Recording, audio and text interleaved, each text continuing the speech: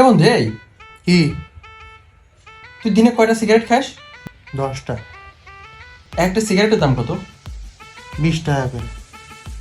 তুই যদি 10টা সিগারেট খাস, এক একটা সিগারেটের দাম 20 টাকা হলে তুই দিনে 200 টাকা সিগারেট খাস। তুই মাসে তাহলে 6,000 টাকা সিগারেট খাস।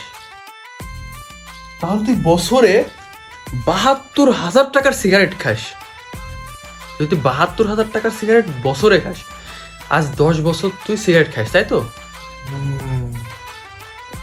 10 বছর সিগারেট খাইলে তোর 7,20,000 টাকা তোর সিগারেটের পিছন দিয়ে খরচ করছিস। তোর তুই একটা গাড়ি কিনতে পারতি, মোটরসাইকেল কিনতে পারতি তুই একটা। তুই বিড়ি খাইস? না, তোর গাড়ি কই? এই যে